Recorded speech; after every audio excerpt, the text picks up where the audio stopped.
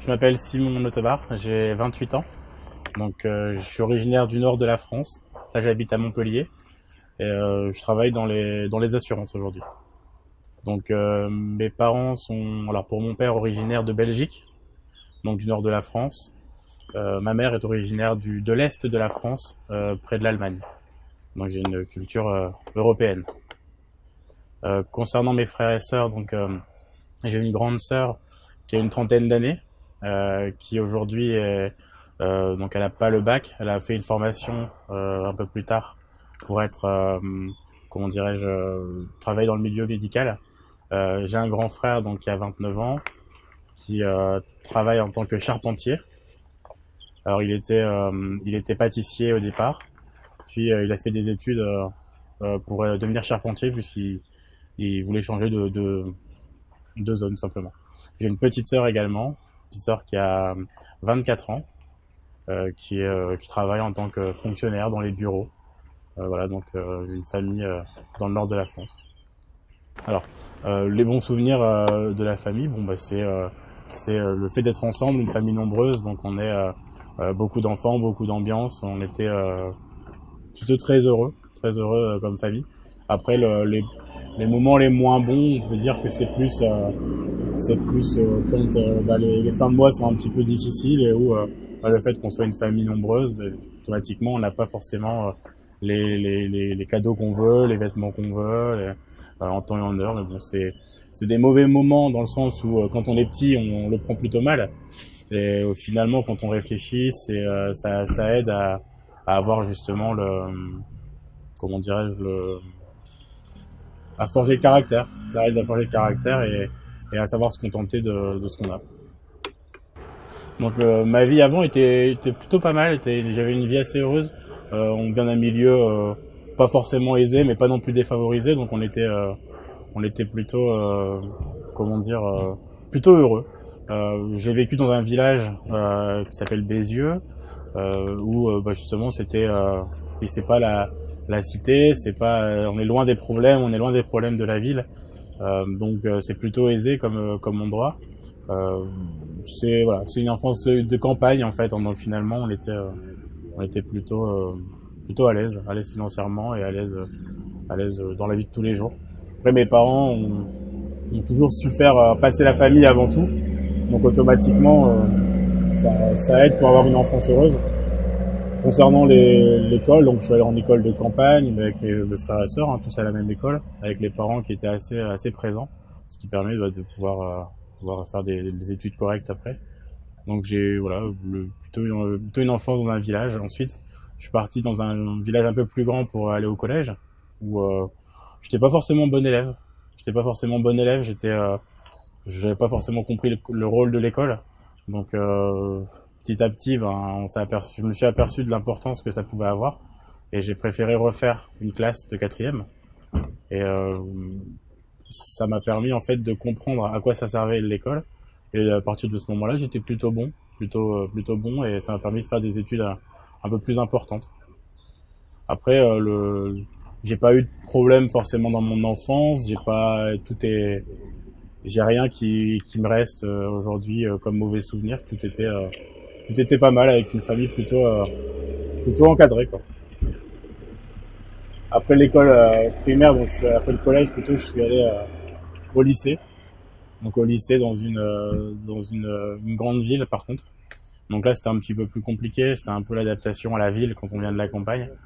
Donc pas forcément évident au départ, mais finalement j'en suis plutôt bien sorti. Donc j'ai eu le bac littéraire, qui m'a permis de faire des études d'histoire, de droit et de sciences économiques en licence.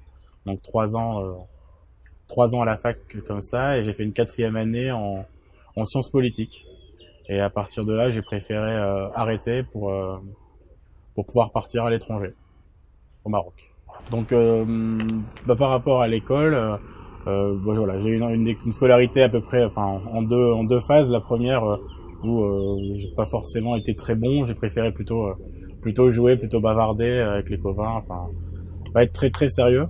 Ça c'est plutôt la partie collège, parce que c'est le début de la liberté, c'est le moment où on découvre les filles, c'est le moment où on découvre les copains, c'est là où on est plus libre, donc on peut bouger à l'extérieur de l'établissement, on peut faire pas mal de choses.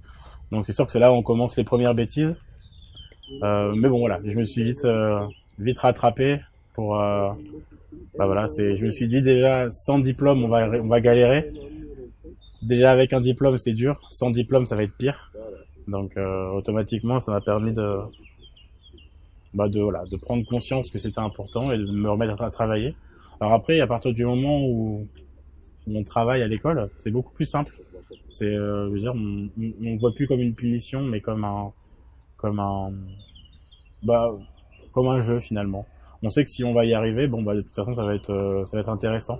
Donc la fin du collège et tout le lycée, c'est comme ça que je l'ai pris. C'est de toute façon, puisque j'ai bien travaillé, je vais réussir. Donc a priori, il n'y avait pas trop de soucis pour aller à l'école.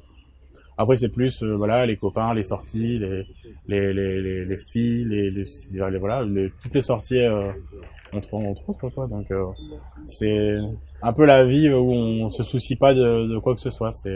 Tout est normal. Je veux dire, on a le confort à la maison, on a le confort à l'école, on a le confort partout. On se pose pas de questions comment ça peut être, comment vivent les autres. On se demande pas comment c'est dans les quartiers où c'est difficile, dans les pays où c'est difficile. Nous, on est là, on est insouciant, un peu insoucieux. Donc voilà, ça c'est la partie plutôt lycée. Après la partie faculté, là c'est encore mieux la fac parce que là on est libre d'aller en cours ou de pas aller en cours. On est libre de réviser ou de pas réviser. Il y a personne pour nous dire quoi que ce soit. On peut aller prendre une semaine de vacances en plein milieu. Donc c'est sûr que c'est l'insouciance aussi, mais tant qu'on maîtrise le reste.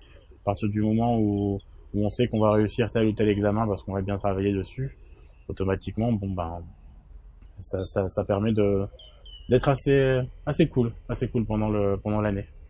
Donc après l'université en France, elle est un petit peu bizarre dans le sens où ça diffère vraiment de là où on est. Si c'est l'université de lettres, plutôt là où j'ai fait histoire. Donc l'université de lettres où j'ai fait histoire et droit, c'est sûr que c'est un peu plus, un petit peu plus relax, un petit peu plus gauchiste. Donc ça permet, il y a pas mal de grèves, il y a pas mal de mouvements sociaux, étudiants, des syndicats étudiants. Donc c'est vrai que c'est un peu spécial. Après la fac de sciences politiques, où là elle est un peu plus un peu plus à droite, où là automatiquement c'est très strict, c'est beaucoup plus strict dans les élèves, ils sont beaucoup plus travailleurs. Et donc c'est deux ambiances différentes. C'est pour ça que ça m'a permis de connaître un peu les deux. J'ai préféré la fac de sciences politiques, tout simplement parce que ça me paraissait plus sérieux au niveau des étudiants. Après les question souvenir, c'est plus les sorties avec les copains, vu que dans les universités on est plutôt en groupe. Donc le groupe fait beaucoup de choses, part en vacances, part en week-end, fait des soirées entre eux. Ça reste toujours de l'insouciance tant qu'on n'a pas pris conscience que ailleurs ça pouvait être totalement différent. Automatiquement c'est délicat de se dire qu'on a de la chance. Mais on a de la chance. Après mes études de sciences politiques, je suis parti habiter au Maroc pendant quelques mois pour décompresser par rapport à l'école, essayer de découvrir par moi-même un autre pays, une autre culture, tout simplement parce que j'étais déjà allé au Maroc et que j'avais beaucoup d'amis marocains et voilà, ça me plaisait. On m'a mis un appartement à disposition à Rabat, ça m'a permis de me loger gratuitement et de pouvoir me balader comme je voulais. Alors pendant mes études, j'ai travaillé à Decathlon, donc un magasin de sport. Ça m'a permis de mettre de l'argent de côté pour justement partir au Maroc.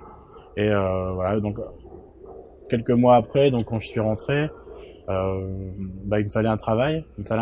Et on m'a proposé en fait un travail de commercial au niveau d'EDF ENR, donc c'est une entreprise publique d'électricité, mais qui a fait une filiale privée pour les panneaux solaires.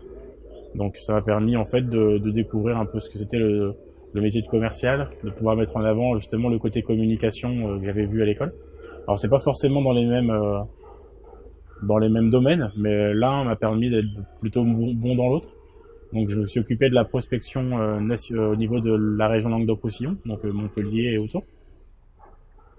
Et à partir de là, j'ai réussi en fait à m'occuper de la prospection nationale, donc m'occuper des salons, des foires commerciales sur tout le territoire français. Donc voilà, ça m'a permis de bouger, découvrir du pays et être encore plus indépendant que je l'étais. Et ensuite, comme bon, il y avait des choses qui me plaisaient moins, enfin, le poste a évolué d'une façon que j'aimais pas, donc j'ai démissionné et je me suis retrouvé en fait à la MAF, donc dans une assurance. Et aujourd'hui, je suis conseiller en clientèle sur une agence téléphonique.